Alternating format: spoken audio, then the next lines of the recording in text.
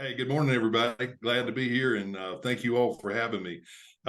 So we're going to jump right into it this morning with lessons learned in solving challenging urban wildlife concerns. And when I say lessons learned, we're going to see the good, the bad, the ugly. We're opening the door here and just going to kind of expose some things that we did right and a lot of things that we did wrong. And I'm a firm believer in when we make mistakes and skin our knees a little bit, we'll learn and remember those things sometimes a lot better than we do if we just if we went through life and everything worked the way we wanted it to work. It'd kind of be boring. But we also, when we encounter these things that we do wrong, we file them back and we try not to let it happen again. So I hope that we're going to get a little bit of safety in here. We're going to get a little bit of make you think a little bit, and we're going to if we'll certainly follow up.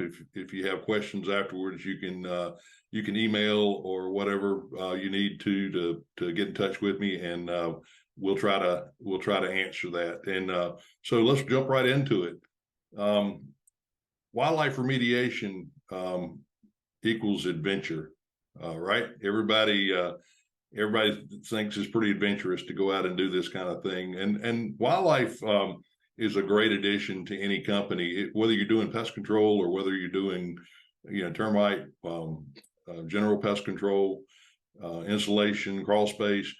Wildlife really is a good part of our business, and it opened a lot of doors for our company. It got us into a home to get a raccoon out of an attic, and if you can remediate those problems for a client, you got a customer for life. And it was a really even for commercial establishments, if you can do wildlife, you can handle their wildlife issues. It's a nice complement to that. So again, wildlife remediation equals adventure, but also just like Wild Kingdom or the crocodile hunter on TV. You think that's pretty exciting, but there's a dirty part of the job, the smelly part to the job sometimes. Working with urban wildlife can be fun, adrenalizing, satisfying, and profitable. If it's done right, if it's done properly, it can be a really a good addition to your company. And if it's done wrong, working with urban wildlife remediation can be frustrating, dangerous, hot, dirty, nasty, time-consuming, and very unprofitable. Unfortunately, this individual stepped through a ceiling. That was about a 30-foot drop down to the floor below. That's an upstairs stairwell you see in the picture, and as you see the date on that picture, it's December the 2nd. So Christmas came a little early there. That white insulation ended up all down on the ladies' veranda down below. I guess it was thank goodness for us he didn't get killed. Unfortunately, he straddled that joist coming down there and ended up getting pretty sore for a few days. You don't ever want to have anybody get into a situation in an attic space that they're putting their life at risk or your company at risk. And if he'd have gone up there and used floorboards to walk in that attic space, the outcome would have become a lot different than what happened. We were just worried about our employee, of course, and then the customer. We assured them that we were going to take care of them, but it doesn't take many of those instances right there to make it where you're not making any money. Your number one thing is the protection of your client and your employees, and we got to always think about safety when we're out doing these things. When you're dealing with ladders, when you're dealing with in attic spaces or crawl spaces, there's a lot of hazards present, and we could do a whole nother talk on the safety aspects of all this. And it's just I just feel it's my due diligence to just share with everybody. Just keep safety in your head all the time. We all have to talk about safety and practice safety to be safe. So we want to make sure that we're on top of that. Your clients, helping solve human wildlife conflicts can be very rewarding, both financially and inwardly knowing that we're helping the public.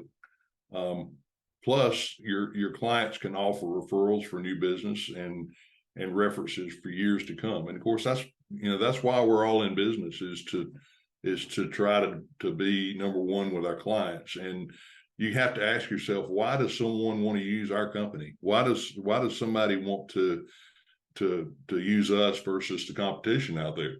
And I think more and more today, we talk about this all the time, providing exceptional customer service. Nobody's doing that anymore. We've gotten into this mode. Nobody wants to work. Nobody wants to do this. Everybody just wants to go out and plug in and do their 8 hours and go home.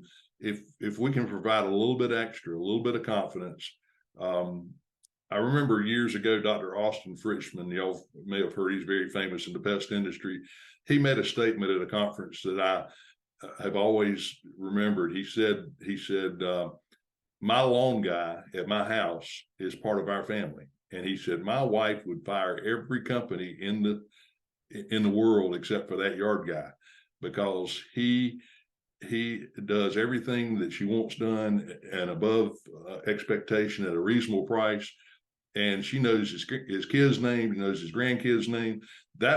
We want to be that customer in pest control. We want to be that that vendor in pest control. We want to be the one that's be the last one they want to let loose. And you do that by providing excellent service, and then they're going to refer you to the friends and neighbors, which is just invaluable when you got a client that likes you that much. They want to refer you.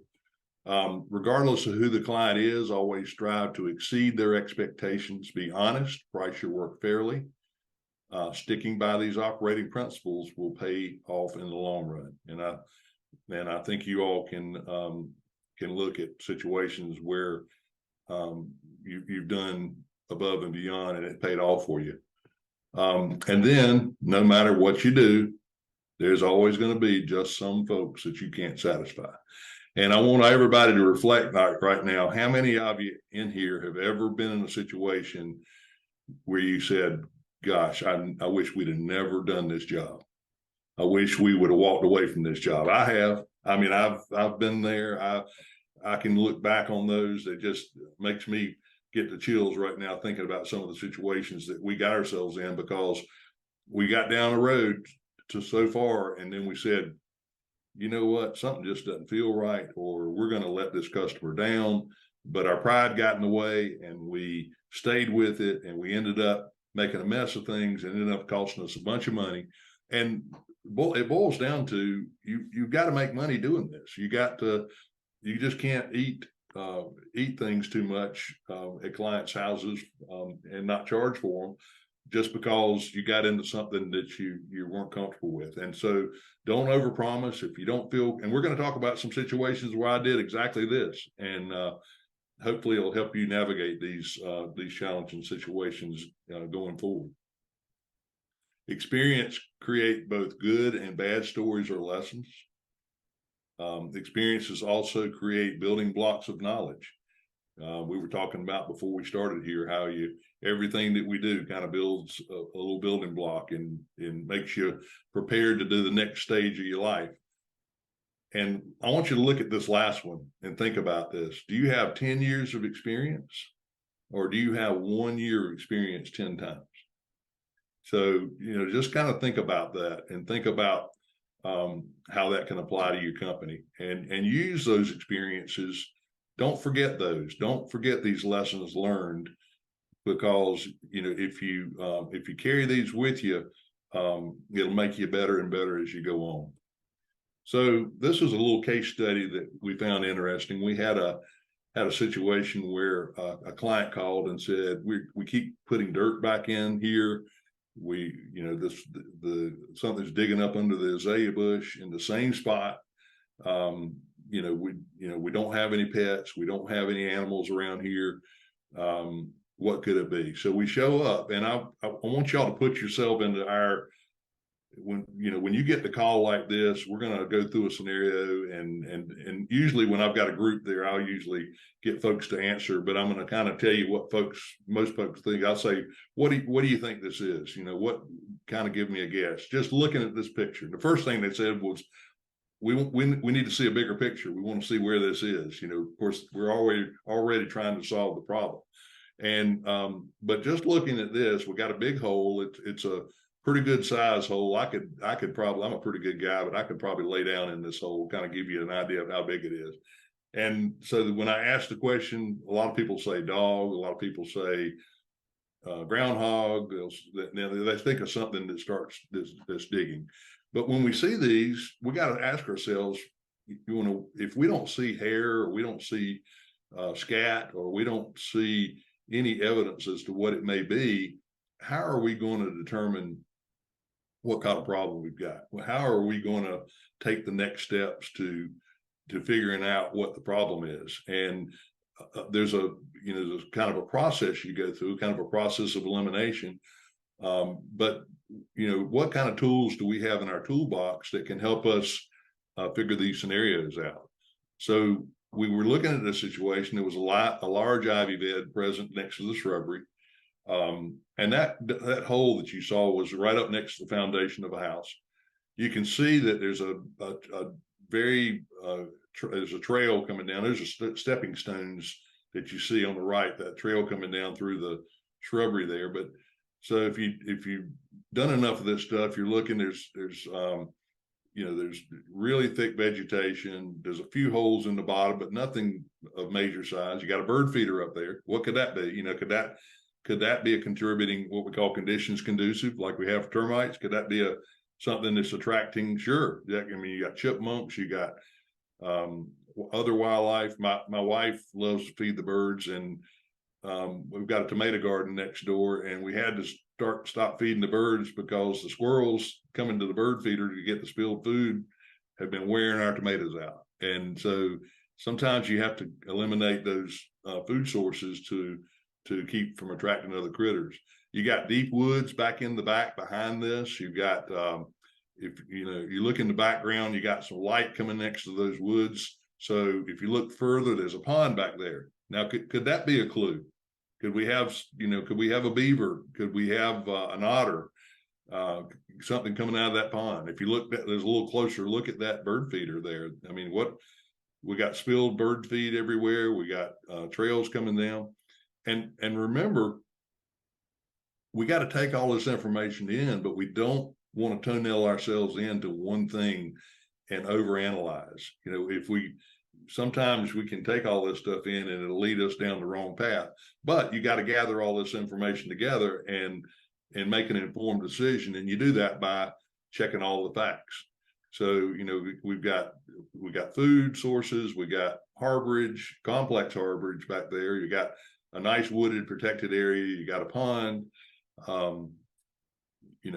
There's some dirt that's been moved around, but that pond could be a contributing factor. So there's a kind of an outside view. You can see the dirt piled up against the foundation. The homeowner would bring a wheelbarrow of dirt in there, fill it back in, it would get dug right back out. That's why they had us out there. The digging was limited to that one hole that's been filled and dug back in repeatedly. So here we are. We've got all our information. We've done our inspection. And a lot of the times people will stop here and say, how do you charge for that? Do you start charging at this point, or did you? And typically what we did, and everybody does it a little bit different, we would charge an initial fee to come out and do an inspection. And if we did the work for you, we would apply that to the cost of doing the work. If you're doing an inspection like this, it may take an hour or so to go around and completely inspect this. And, that's, most folks are willing to pay for something like that. So what did we do to come up and determine further what we would do? And just at this point, stop and think about it a second. What would be the next steps that you would do to try to figure this thing out? Well, this is what we did, and I'm not saying it's right or wrong. We went down and got into the hole, started looking for sign, didn't see anything else. And so we put a trail camera up. if you're not using trail cameras, folks, I'd highly recommend you to explore that scenario. Trail cameras have come way down in price. This camera was a Reconyx camera we had at the company, and I think that was back in that time, that was a $900 trail camera. You know, that's probably $1,000 worth of equipment right there with the tripod and the trail camera. Those cameras now, and that camera, you had to check it every day and remove a card and take it back and view it. Now you've got the cellular technology that will. I've got one that my deer pictures come to my phone, and it's better picture quality than I had on that camera. So anyway, we set the camera up. If you've not checked into that, highly encourage you to use it. And then most of your states now, I know our state of North Carolina, and I'm an animal damage control agent for the state, we're required to check traps every 24 hours. And with these cameras now, with the cellular technology, and you get an instant picture, that qualifies as a trap check. So that's going to save windshield time. That's going to save you from having to get in that truck and drive out every day to check this. And you're going to get instant pictures on it. And it can be really a game changer. They're working in crawl spaces. They're working in attics. And the technology has really come forward. So I would encourage you, if you hadn't checked into it lately, look at your technology on that. So we got there and focused it up. Ed, my technician, went up and told the homeowner. You see him up on the porch there. He's telling the homeowner what we're doing. We're going to leave that and come back, see what we can find. So what do you think we found? Well, there's our culprit. It was a dog.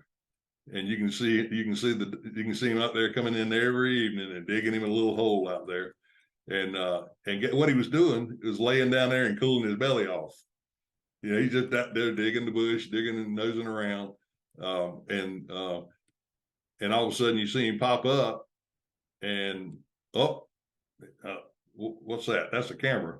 he's looking at the camera. He's checking everything out. Well, they didn't have a dog.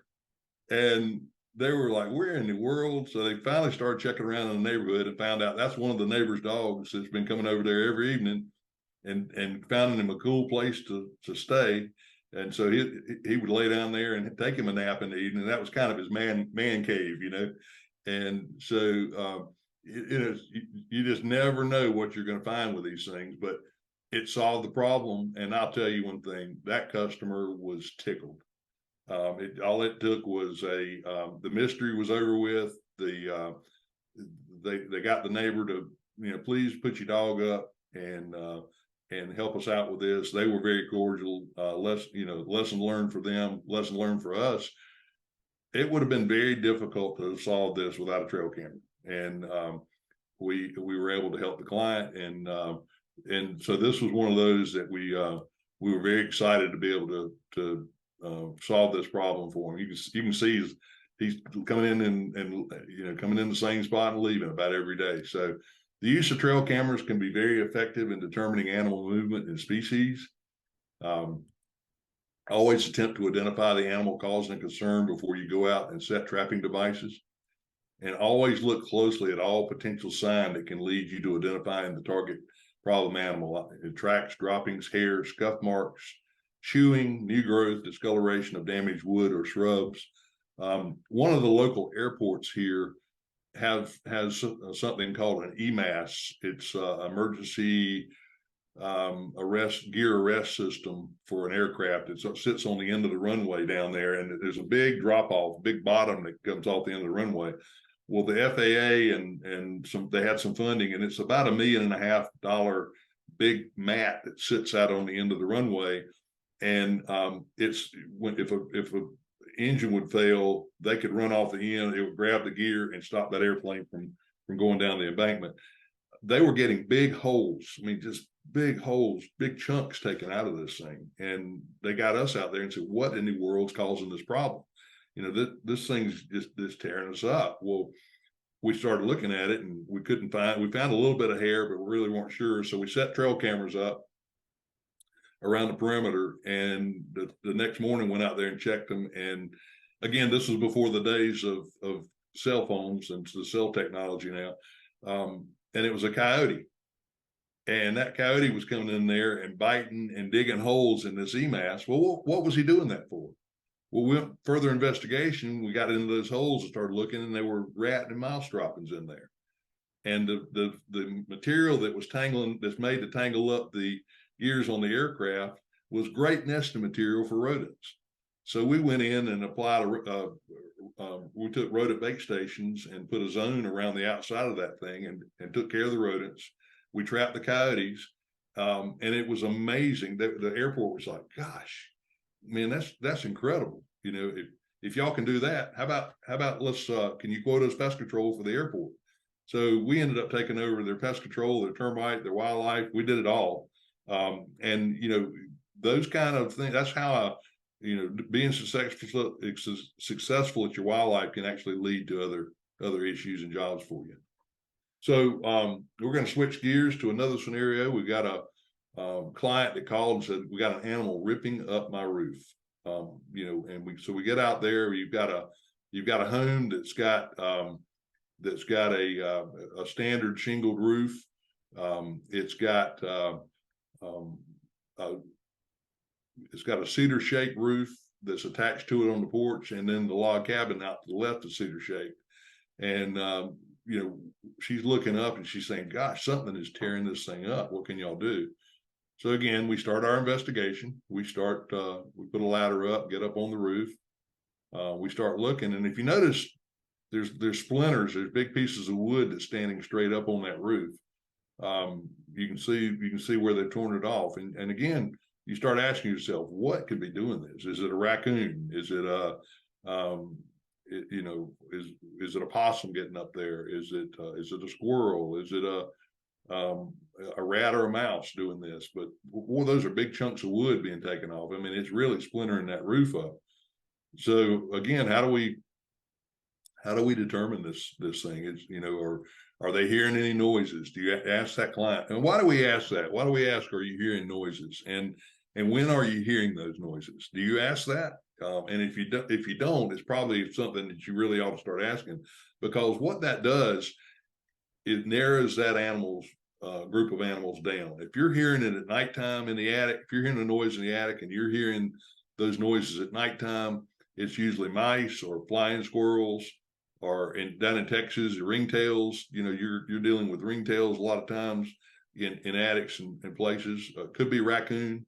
It's probably not going to be a gray squirrel, because gray squirrels are active during the day. It's probably, so use that information. Do not overlook the information that the clients. We always get out there and we're the experts and we're there to figure it out, but don't underestimate what that client's going to tell you, because that can lead to clues as far as what what that's animal. It might make your job a lot easier.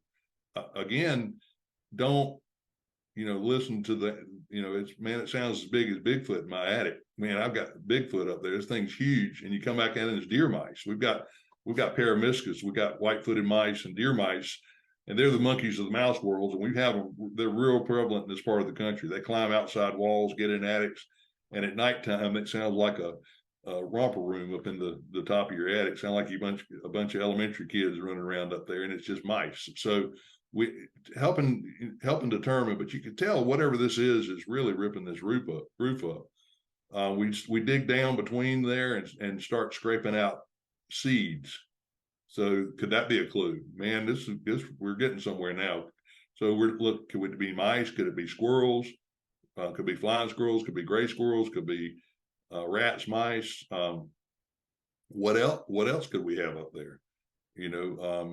Could it be a raccoon coming in and trying to dig under there? It absolutely could. And I've seen raccoons do terrible damage to roofs and soffits. But again, it seems like they're really chewing on these shingles, and they're really attaching themselves to all these seeds that are being down in here. If you look right up next to the house there, you can see something that's been chewing and gnawing, almost looks rodent-like. So that kind of narrows it down. I'm thinking now maybe squirrel, maybe those kind of things. But also, could it be a chipmunk? Could it be something along those lines? It could be,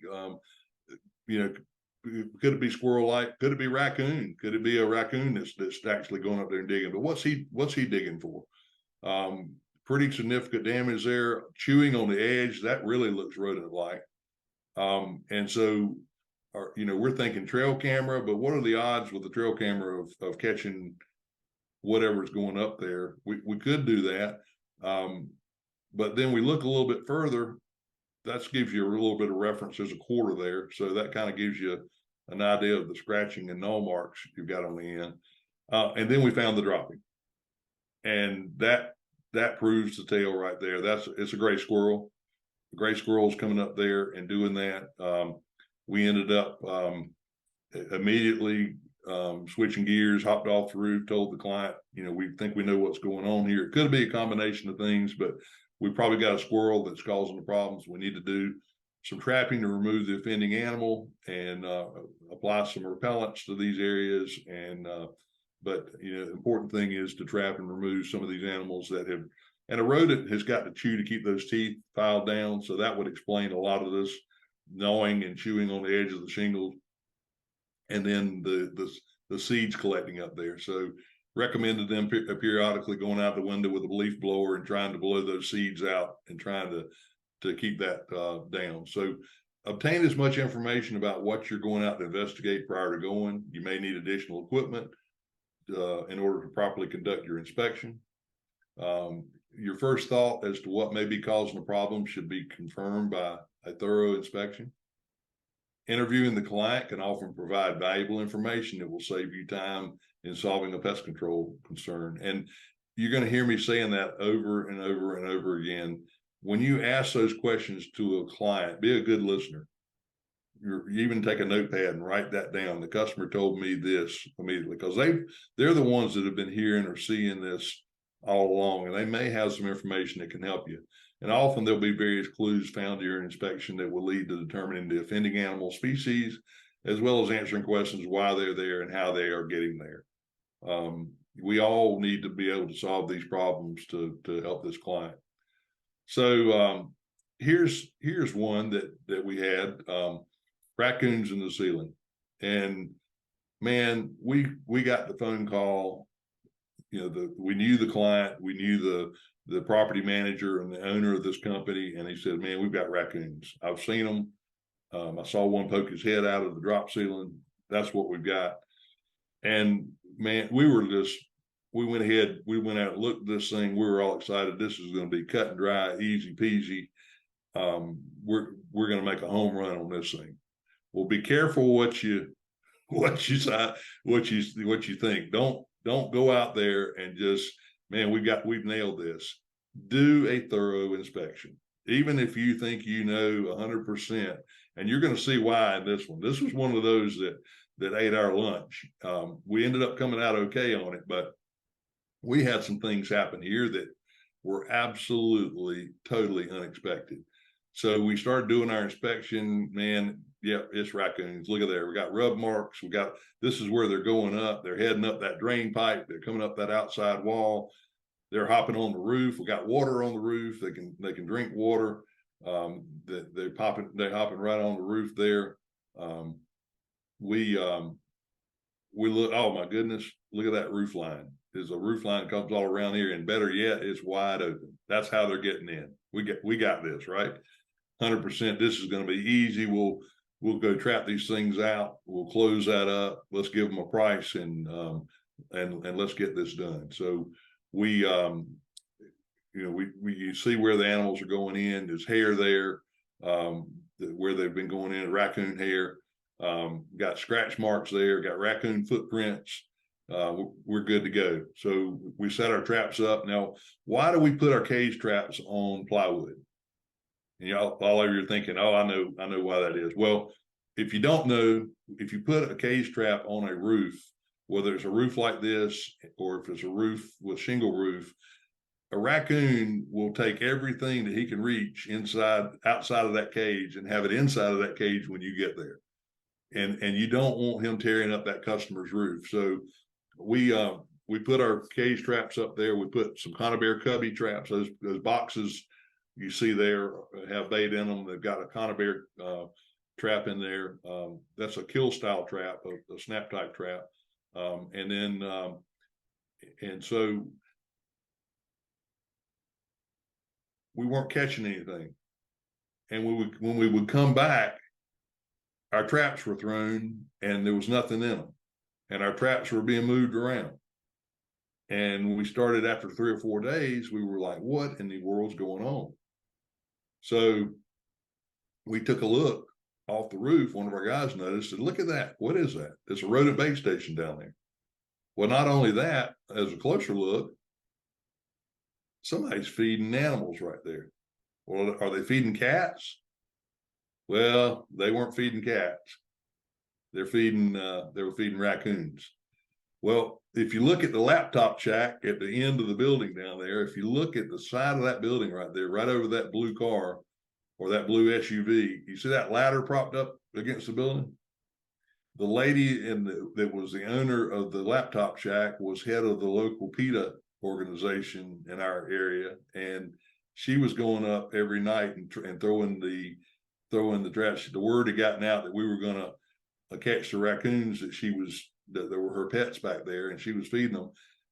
We had no idea that we were getting into that. Now, had we done a thorough inspection around there, would we have probably noticed that food bowl and that ladder and maybe have tipped us off? Yeah, but we didn't do that thorough inspection because we had already been told it was raccoons. We knew what we were after. We were so blind, had our blinders on. We were focused on catching raccoons and getting this job done. So anyway, we had to get the landlord involved. They had to get the police and the game wardens involved. In North Carolina, it's a misdemeanor to interfere with an animal damage control agent. We'd written our permits. She was asked to stand down. They made them take the ladder down. Told them that she would be charged if she got on the roof again. And so we ended up having to put trail cameras out there to make sure she wasn't getting on the roof. We caught the animals, and we finally got out of there, and we've got a phone call. They're back. And so, what do you mean they're back? Oh, well, we saw another raccoon in the drop ceiling after y'all left. Well, so if you notice go back a few pictures here, if up on the left-hand side, do you notice that scupper, that air scupper, that vent? Well, we missed that. Well, guess what? That's what they were using to come in and out of the building as well. So we went up there and set us a trap around that, wired it to where we could get the animal coming out of there, caught those animals, then got called and they were back again. Well, we started looking. Well, that doesn't look like raccoons. That looks like squirrels. So Ray had to go set squirrel traps. We're doing something completely different than we started out doing. You know, we're after a completely different species. We had to write another permit. We had to get the squirrels out of there. And then we had more raccoons showing up. Come to find out, we had some sealing that we had to do some exclusion. We were able to, and look at the rub marks. You see that, all that dirty stuff coming out? That was pretty plain. How did we not see that? Well, we didn't see that because we didn't do the inspection we should have done at the beginning, you know, and we should have gone ahead and priced that. Luckily, the client was amenable to us charging for the squirrels. We were able to charge for some additional exclusion work for the building. So the lessons learned from this is you start out making a complete inspection at every job. Chances are, if you don't initially, you will before the job is completed. And you want to make sure that you have got that inspection done before you start, because that may affect, and it probably will affect, the price that you charge. Always evaluate your findings closely, adjust your trapping techniques, adjust your trapping device selection and techniques as needed in order to be successful. And always be mindful of other pest problems when called for a specific concern. Don't overlook the opportunity to upsell an account for additional needed services. So educate your clients and those you come in contact with while you're working, and keep everybody in the loop. And then what saved us is being able to have a good working relationship with that management company to help us with that client. And if trapping devices are tampered with, then you'll have to adjust your strategies in order to solve the concern. Now that was kind of an unknown or unseen, but they gave us a little bit of grace when they figured out that we were behind the 8 ball, and we ended up coming out okay financially. But it took us about 2 weeks worth of work versus about 3 or 4 days worth of work, and it tied us up. So we had a midsummer coon job on this one. It was really hot. It was in July, and that's a little, that's coon season, but that's a little bit late in the year for coons. So we start looking. You can see the screen's been torn out of this mushroom vent. We started looking. The customer called us because they were hearing noises in the wall downstairs, and so this is kind of where we started. But we're seeing what we're seeing on top of the roof during our inspections. But this is 2 floors down in the kitchen, overlooking the driveway down below. Is that really associated with what we're seeing upstairs? Well, let's go in the attic and take a look. So we get up there. Yep, there's urine. We got raccoon paw prints. There's we got a raccoon latrine. And those of y'all that have ever trapped raccoons use the bathroom in the same place. They wash their hands. They're kind of curious little critters, but the latrine is a real telltale sign. And if you're not up on raccoon roundworm, Google it, read about it, make sure that you're aware of it. That's nasty stuff. You got to be really careful dealing with raccoon droppings. We could do a whole segment on dealing with that, but just be careful that when you're dealing with raccoon droppings, wear proper respiratory, proper gloves. Don't want to get that in your eyes or in your mouth. It can be pretty nasty stuff. So we get up on the roof. We set a trap to catch the animal. We set a conibear type trap.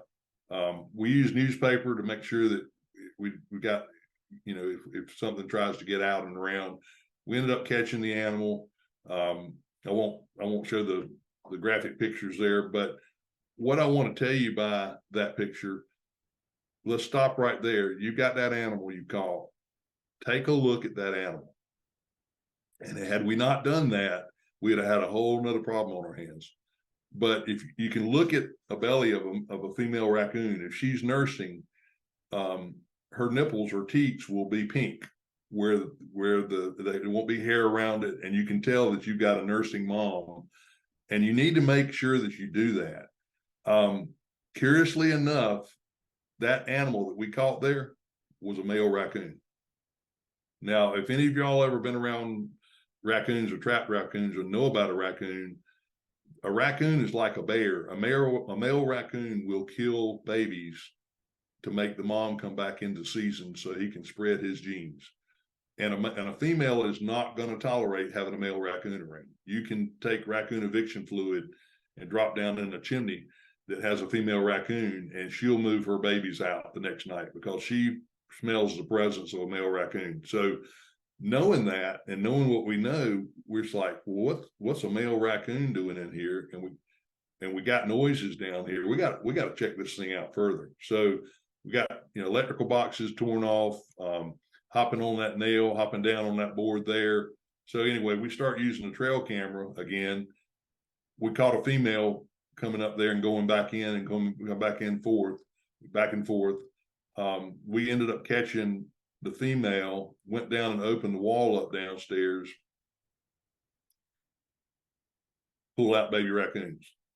They're all the way down in the kitchen, all the way away from that attic space. Now, why would that mama come into that mushroom vent, go through the attic, taking those babies all the way down into that wall? Reason she did that male wouldn't leave her alone, and she was hiding those babies way down in that wall void. And so we removed the babies, got everything out, got pictures. Look at that wall where she scratched it up on the side over there, and been going in and out of that thing on a daily basis. That's a good mama trying to get those babies away from that male raccoon. And normally she'd be up there where in the insulation. That's why we really couldn't find anything up there. And that would have been a problem if we'd have gone in and trapped one animal and then left.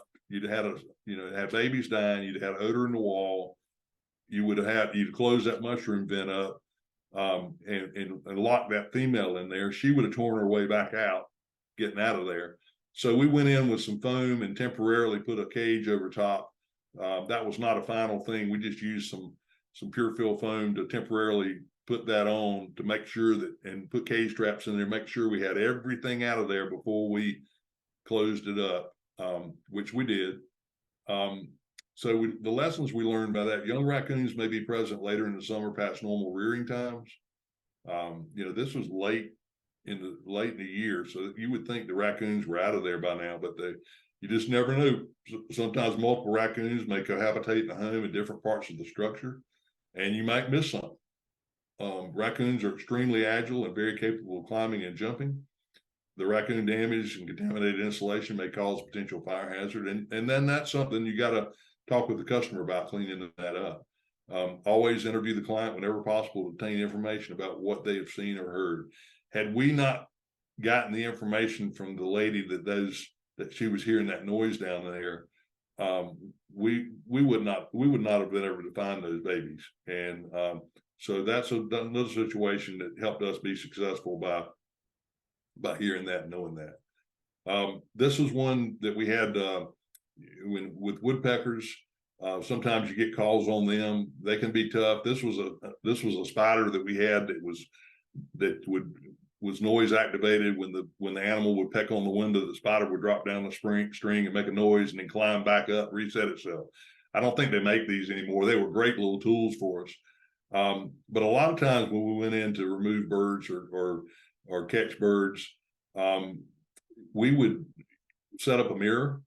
And birds like to look in themselves in reflections. A lot of times you'll see them pooping on the side of your car, a lot of times on the side mirror, certain times of the year. And you may have to use those mirrors to help you be successful when you're trapping and removing an animal. Birds that see reflections in glass may be effectively repelled by visual and auditory deterrents. In some cases, use of trapping devices may be effective in capturing an offending bird. You can't catch them unless they're there. Make sure you don't overpromise to the client. And always communicate recommendations to the client, preferably in writing. If the client opts to go with less than what you recommended, then clearly document this request and inform them of the potential lack of success. Dealing with birds, most of the time, you have to do more than one thing to be successful with a bird. If you're going to go out and do one thing for a bird, most of the time that's not going to work. You got to do multiple things and make them uncomfortable. This was a bird that we had that was 10 stories up in a building. The client was out of state. The management company, the owner of the company, asked us what we could do. We had a rental company come out and shoot a laser up there and tell us we needed a 125-foot lift to get up there. I don't know if y'all have ever been up on a 125-foot lift, but that's not for the faint of heart. Y'all know that on the dial there's a rabbit and there's a turtle on the setting on that. The turtle's the slow setting and the rabbit is the fast setting. Folks, don't ever get extended out 125 feet and put it on the rabbit. I'm just saying that's not a good thing to do. That thing will take off with you and you will not like the results. So we were out. Not only were we able to going to trap this animal, and we actually ended up getting a federal permit because this thing was causing so much damage. This was an EFIS sided building. So we got a U.S. Fish and Wildlife permit working with USDA and had a federal permit to remove this offending animal and then going to go seal the hole for them. But we got up there and realized that 125-foot boom wouldn't reach. And again, the two fellows up on that boom, that wasn't me, by the way, that was me taking the picture. I wasn't up there. And they hit the rabbit by mistake and it got to jerking around and they came back down and said, Mr. Frank, we just don't feel comfortable. So I called the owner back. I said, we're not going to be able to do this job for you. And he said, no, you guys signed a contract. You said that you were going to do this for us. I said, yes, sir. And that was our contract. And we're not obligated to do this for you. We're not going to charge you for the lift. We're not charging you anything. We're stepping away from this because we know that we are going to put our employees at risk. We're going to potentially tear your parking lot up. Those things are very, very heavy. We would rather walk away and have you use this money you were going to spend with us to get somebody to come off the top and help you with that. And so we walked away. 125 feet's a long way up. The larger the lift, the slower the progress. Always accurately evaluate the type and size of equipment that will be necessary to get the job done and what alternatives may be available. Know and admit your personal limits and abilities. None of us want to be, our pride of getting away. None of us want to be able to say, we're not going to be able to do this. But we need to swallow our pride and do it. And if you find yourself in a situation where you're not comfortable, then stop. No job is worth a potential injury. And just remember that. This was a sign that we had on a bank, the front of a bank. Went out, looked at it, man, this is pretty straightforward. We got pigeons pooping on the sign. All we got to do is come out there, clean these droppings up, put some bird spikes up. We're good to go. So there's the birds. This will be pretty straightforward. Gave them a price, went up there and did our cleaning, went up there and installed bird spikes, got everything straightened out, good to go. Returned the lift, a little cleanup, we're good to go. Call the rental company, come pick up the lift, we're good to go. Well, we got called the next morning. Could y'all come out and take a look at this? We got out there, look what we had. Those jokers were sitting on the roof looking at that sign. And he said, we've already seen them going down to the sign. Well, the next morning, we got there at daybreak. Those birds were sitting in every place we did not put a bird spike. And so even between the new bridge and the bank over there, the wire, they're sitting on the wire that we didn't do that. So we wasn't a thing we could do. We ordered a lift. We actually had too short of a lift to begin with. So we ordered a bigger lift. We got out there, got up there, looked at the spikes. The spikes were working, but every place, like the top of that end there, we didn't have a spike. So we had to add spikes, had to re-clean, had to bear the cost of a bigger lift. Never underestimate the determination of an animal to gain access to a roost or an insight. It's better to go ahead and do a little extra work to solve and head off future problems while you're there than doing what you think may just be enough. Don't take shortcuts. It wouldn't have taken just 30 more minutes to add a few more extra things to solve that. Using a lift is better to use a larger piece of equipment to work than using one that's fully extended or maxed out. And always attempt to anticipate the likelihood of making additional trips. Ask yourself before you leave the job, what if I'm going to have to come back out here? It may make you think a little bit harder about what you may have missed or what you may have not seen. This is we're going to finish up here with one more scenario. We did a lot of goose management work with our company, and during the last week of June, the first week of July, geese lose their primary flight feathers out on the end of their wings, and they can't fly. And it's actually at the same time they have their baby geese are being born, and so about the time the baby geese are growing up to where they get their flight feathers, mom and daddy get their flight feathers back, and they start flying again at the same time. It's amazing how all that's timed. But this was a power plant with a pond that had a multi-million-dollar filtration system put in that was environmentally sensitive area, and they use natural and native plants to have a filtration system built to where when the water came out of the power plant, it went through the filtration bed and went into the pond.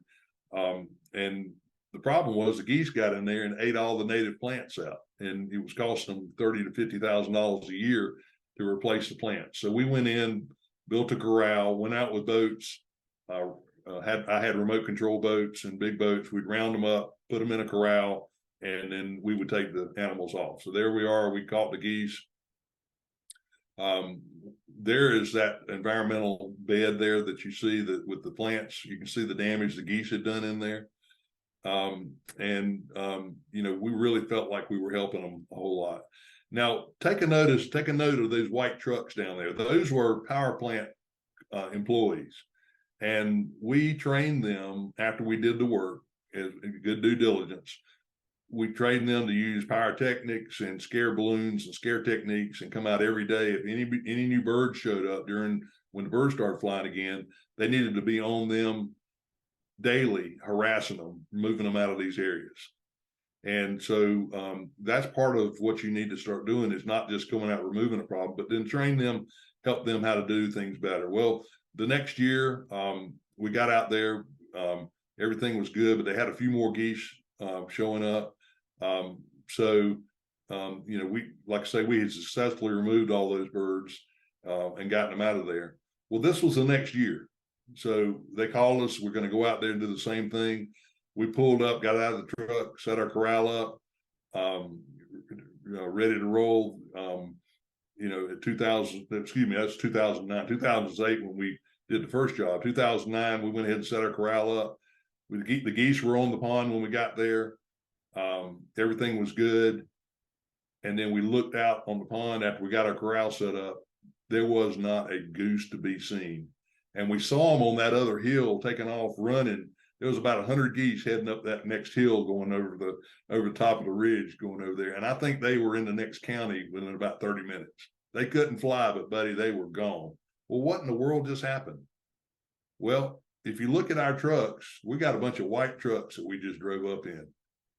And what had we done the year before? We had trained the power plant people that drove white trucks to harass and to get those birds on edge every day. And when we drove up in those white trucks, they were like, oh, well, there's the power. We better bug out of here because they're getting ready to shoot fireworks at us. And we didn't even think about that. And so not only were we not able to help them and remove the birds, but we were also, if we'd have had a little bit of thinking ahead of time, we'd have gone and built the corral the night before and hidden the trucks and gone down there and taken care of the problem. So gather all the information possible for the client, other available resources. Always attempt to be prepared to deal with the what ifs, especially a big project like that. Plan out ahead of time, have backup equipment ready on a big project, and always be aware of the rules and regulations that apply to any particular job site that you may be on.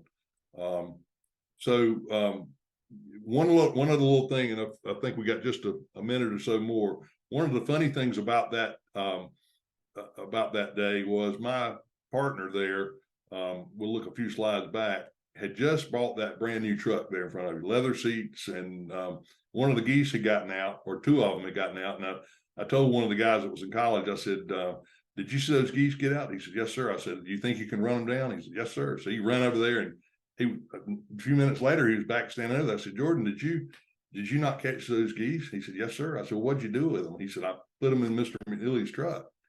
And I said, well, Jordan, they're going to jump right out of the back of that truck. He said, no, sir, I put them in the cab of the truck. I said, oh, no, that was terrible. So anyway, he ended up for about the next few days cleaning up a bird poop off of the brand new leather seat. So a little funny story there. But again, we appreciate being with you guys. It's been a pleasure being with you, and I thank you for the association here for letting us be a part of this. Well, Frank, thank you so much. This has been an amazing talk. I've really enjoyed watching it. I know everyone else has. We do have two questions. So the first one, let's go back to the airport solution that you guys came up with, the holes. And Marco Elias asked what baits you used for coyotes in that situation. So we actually went in with foothold type traps and caught. It's pretty difficult in certain situations to catch a coyote in a cage trap, a live type trap. And the rules in North Carolina, because of rabies, you cannot relocate an animal. So we actually used a foothold type trap, which we knew the animals were coming in on a periodic basis. And with a foothold type trap, you dig down and put a jaw type trap in the soil and used a set. You drill a hole and put some bait in the hole, and the coyote comes in and investigates that and steps in the trap. The foothold type traps, the technology now with the padded jaws and the offset jaws, you don't injure a paw on an animal. They're not like a lot of the old type traps that would cut the paw. So the best management practices has come a long way, and they're a really good, especially in canine trapping. That was a good way to catch those animals. And then we removed the offending animals. We knew by trail camera how many animals we were dealing with. It was actually a pair of them, a pair of coyotes there. We removed them, and then the bait actually took care of the rodent problem, so we didn't have more coyotes causing the problem. And we wouldn't have known those mice were in there eating all that stuff, which they were really destroying it. So it was a win-win. Outstanding. We have one final question here from Kevin McKee, and I think this is just a general overview question, but he's asking if you can provide some examples of some baits that you prefer for the different types of trapping that you do. Sure. So your cage traps and your cage type traps that most of us are familiar with, and there's certain ones that I prefer. Cage traps are like Fords and Chevrolets. Everybody's got their types that they really want to use. But what's real specific about baits, cat food works just for about just everything in a cage trap. The problem is if you want to avoid non-target animals, if you're trapping for raccoons only and there's a bunch of feral cats around and you use cat food, you're going to load up on feral cats. So, and you can do a bait choice in that situation. You could go in with jelly and marshmallows, which raccoons love, but a cat will not eat. And so, being knowledgeable about that's a great question, because and there's a lot more to cage trapping than meets the eye. If you wanted to, for instance, to catch a bobcat in a cage trap, you would need to really be tuned into the wind direction, because you put your bait in the back of that trap, and then you want the wind coming over the back of that trap, pushing the odor of that smell back to the front of that trap, because you want him to approach that trap from the open end. And you've actually bedded your trap. You've got it covered with straw, so where there's nothing there, you may want to put a little reflective device or a oyster shell or something to catch his eye, because they can see that at night. But you want him to be able to walk upwind to get into that trap, and just knowing the nature of that animal. And then a lot of there's a lot of the companies out there. We partner with Wildlife Control Supplies. They make a lot of their own natural baits. But if you're trapping groundhogs, there's in Texas, you guys are trapping ringtails and other critters. So you really want to study the biology of that animal, and then you try to select that bait. The other thing that's very important, and we could do a whole nother hour on this, but just remember what I'm about to say on this. Animals, and we got a little dog at home named Rocky. He's our buddy, and he's a little Yorkshire Terrier. And every morning he comes down the stairs and he goes to the front door and sticks his nose at the double doors at the front of the house. And my wife said, "What is he doing?" I said, "He's looking around the yard." He knows every squirrel and every chipmunk that's in our front yard. And an animal sees with their nose, and we don't see that way. We smell something and you're like, "Oh, that smells good," or "smells bad," but they actually can determine by their nose where stuff is, what stuff is, and actually see with that. And so keeping that in mind, keeping your traps, don't throw your traps in the back of your truck with a bunch of chemical. Also, if you catch a possum, go wash that trap, get some Dawn dishwashing detergent. Nothing else is going to go in that trap after a possum. So on the other hand, if you're catching squirrels or raccoons in those traps, keep those traps and use those for squirrels and raccoons. It's just like a cast iron skillet that's seasoned. If you go and wash that thing and cook again, everything's going to stick. You want to keep it seasoned with the oil and greases and the smells,